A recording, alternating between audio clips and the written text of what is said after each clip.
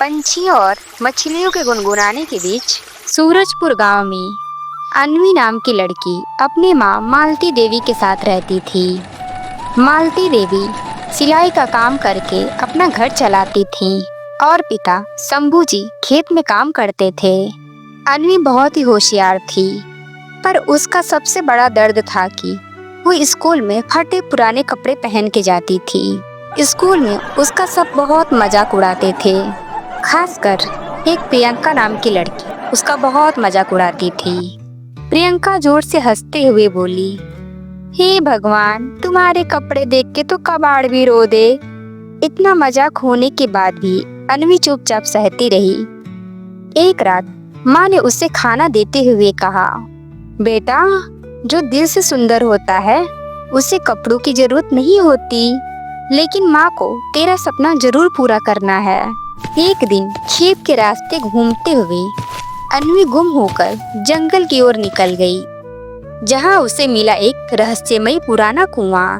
उस कुएं से आवाज आई, सच्चे दिल से जो कोई कुछ मांगता है उसे यह कुआं जरूर देता है।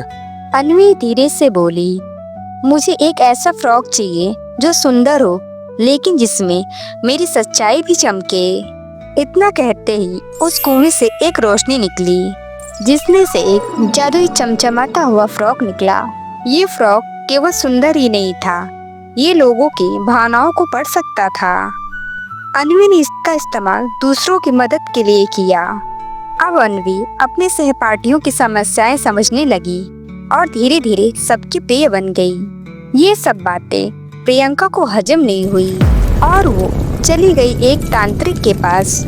काले बाबा एक भूतपूर्व जादूगर जो अब सिर्फ अपने स्वार्थ के लिए जादू पाना चाहता था, गांव में आकर घोषणा करता है, काले बाबा ढोंगी अंदाज में, जो भी मेरे पास आएगा मैं उसे धन दौलत दूंगा, बस अपना विश्वास मुझे दो।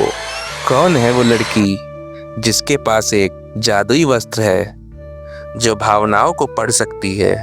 ढोंगी बाबा मन में सोचता है, अगर मुझे वो फ्रॉक मिल जाए मैं इंसानों की सोच और दिलों को काबू में कर लूंगा।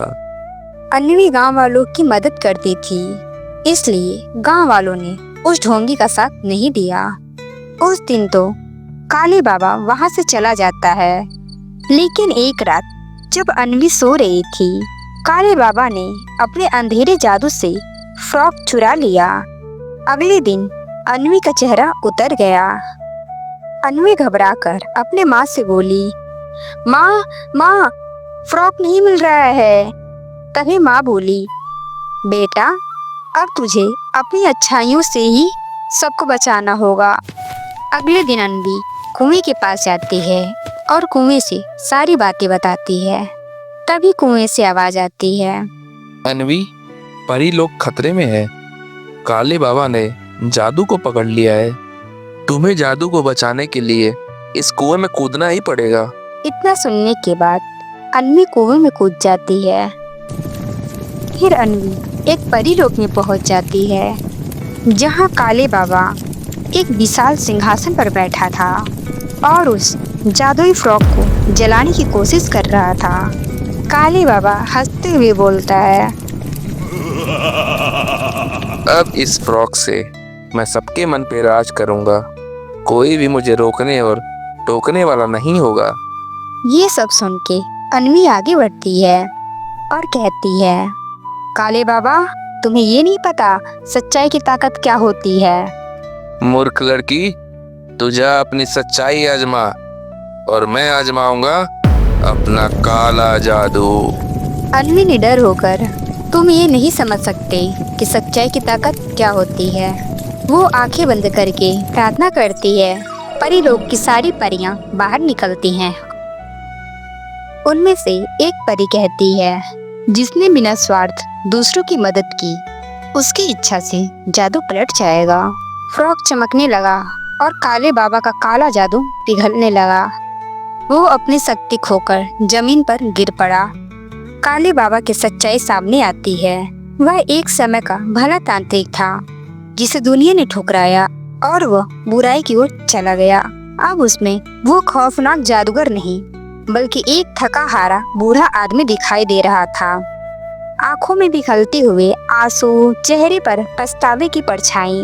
अन्वी बोलती है, अगर आपने अपने जादू को सेवा के लिए इस्तेमाल किया होता तो आज आप अकेले नहीं होते। तभी वहाँ प्रियंका आती है और वो भी अन्वी से माफी मांगती है। अन्वी, मुझे माफ कर दो बहन, मुझसे बहुत बड़ी गलती हो गई। जब मैंने देखा कि तुम्हें सब लोग बहुत ईमान सम्मान दे रहे हैं तो मुझे सहन नहीं हुआ और मैं काले बाबा से जाके मिल गई। अब मुझे बहुत पछतावा है, मुझे माफ कर दो अन्वी। अन्वी प्रियंका को माफ कर देती है। तभी काले बाबा, जो कि बूढ़े आदमी बन गए थे, कभी मैं भी लोगों के दुख दूर करता था। इसी परी लोक ने मुझे चुना था, पर लालच ने मेरी आंखें बंद कर दी। उसके शब्दों से सबको पता चला कि काले बाबा कोई जन्मजात राक्षस नहीं था। गांव वालों की इच्छा जब ज्यादा मांगने की हुई तो उन्होंने अपनी शक्ति का दुरुपयोग करना शुरू कर दिया। गांव वालों ने उनसे झूठा और धोखेबाज कहकर भगाया तो उसकी नफरत और लालच से उसकी दुनिया बन गई। तभी परियों की रानी सोना सामने आई। उनके आंसुओं में करुणा झलक रही थी।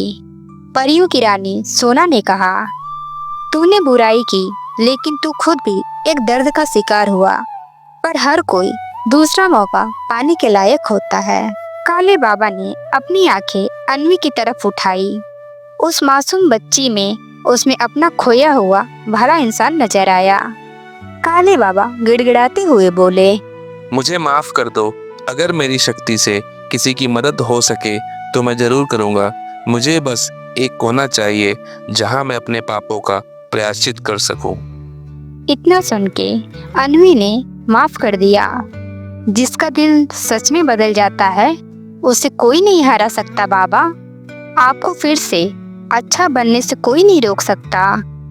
काले बाबा ने अपनी छड़ी उठाई और गुफा के बाहर घने जंगल की तरफ अकेले तपस्या करने के लिए चला गया। फ्रॉक अब फिर से अन्वी के हाथों में था। वो चाहती तो उसे पहनकर परी लोक में राजकुमारी बन सकती थी, पर उसने कुएं के पास जाकर उसे अपने हथेली में लिया और कहा, अन्वी मन ही मन, मैं इसे अपनी चमक नहीं बनाऊंगी। मेरी सच्चाई ही मेरा असली जादू है। कुएं से वही पुरानी रहस्यमयी आवाज गूंजी, तू अब खुद जादू है अन्वी। कभी किसी को जरूरत होगी तो यह फ्रॉक उसे मिल जाएगा, पर तू अब बिना इसके भी दिलों को बदल सकती है।